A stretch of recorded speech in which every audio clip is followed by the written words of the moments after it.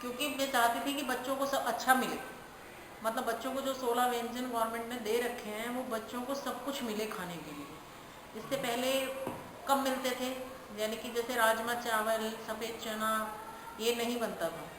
लेकिन मैंने सोचा कि बच्चों को इसके टेस्ट से दूर क्यों रखा जाए, जबकि बनवाना बहुत मुश्किल है, क्योंकि गवर्नमेंट सिर्फ 5 रुपये देती है एक बच्चे के लिए। 5 रुपये में एक बच्चे को इतना अच्छा खाना देना कई बहुत बहुत मुश्किल काम है, क्योंकि राजमा आज 160 रुपये किलो हो रहा है। लेकिन फिर भी यही सोचा, चाहे महीने में एक ही बार क्यों ना, हफ्ते में एक बार राजमा चावल भी खाएं बच्चे, सफ़ेद चना चावल भी खाएं, कड़ी चावल भी खाएं, दाल चावल भी खाएं, ताकि बच्चों को हर पौष्टिक चीज़ मिले, जो कि सरकार ने 16 व्यंजन लिखे हुए हैं। बच्चे जब 16 व्यंजनों की हमारे पास लिस्ट आई, तो उसमें से हमारे यहाँ पहले 5 या 6 व्यंजन बनते थे, लेकिन अब धीरे धीरे चेंज किया, अच्छा लगा। लेकिन रिकॉर्ड मेंटेन करने में थोड़ी दिक्कत आई। वो दिक्कत इसलिए आई, इनके रेट्स इतने हाई हैं और सरकार का कहना है कि 5 रुपये से ऊपर नहीं जाने। लेकिन जब हमने महीने की एवरेज निकाली तो हमारा मेन्यू ऊपर चला गया। पहले हमने राजमा चावल ये महीने में 2 बार बनवाए, लेकिन अब हमने हर हफ्ते का मेन्यू डिसाइड कर दिया कि एक हफ्ता राजमा चावल, एक हफ्ता छोले चावल, एक हफ्ता कड़ी चावल, एक हफ्ता दाल चावल। रोज़ के मेन्यू में इनको खीर, दलिया, रोटी सब्जी, पराठा। अब बीच में पराठा प्याज बहुत ज़्यादा महंगा हो गया, तो उसमें बड़ी दिक्कत आई हमें, क्योंकि वही बात दिक्कत वहीं आती है कि सरकार ने पैसा बहुत कम रख रखा है। ईंधन के सिर्फ 20 पैसे रखे हुए, सिलेंडर हमें मिलता नहीं है। सिलेंडर हमें 1.5 महीने में एक सिलेंडर मिलता है, जो कि खाना बनाने के लायक नहीं है। हमें सिलेंडर 5 दिन में चाहिए, जबकि सरकार देती है 1.5 महीने में एक सिलेंडर। और ईंधन के 20 पैसे देती है, जबकि ईंधन इतना महंगा है। 650 रुपये क्विंटल हमारी लकड़ी आती है, 5000 रुपये के हमारे उपले आते हैं।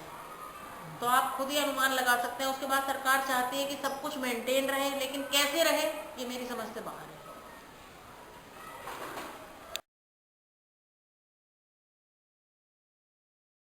पास खाने के इतने बर्तन नहीं थे रखने के लिए, ड्रम लेकर आए, उसके अंदर हमने सोचा कि कैसे हम इसको नीम की पत्तियों से सेफ रख सकते हैं। तो हमने उन छोटे छोटे ड्रम्स खरीदे जिसके अंदर नीम की पत्तियां डाली, ताकि वो हमारे कीड़े से बचे। टंकियां ली गेहूँ चावल रखने के लिए, जो 3 महीने का राशन इकट्ठा आ जाता है। अब 70-70 क्विंटल राशन इकट्ठा जो आ जाता है, तो उसको रखना बिना दवाई के बड़ा मुश्किल काम है। 3 महीने का राशन, घर में भी कीड़ा पड़ जाता है, लेकिन यहाँ तो एक एक चीज़ देखनी पड़ती है कि किसी तरीके से कोई कीड़ा ना पड़े।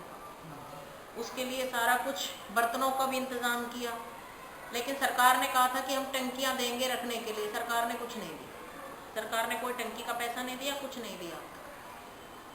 ये तो गांव का सरपंच है, कोई है मददगार, उससे मदद लेकर हमने इन सब का इंतजाम किया।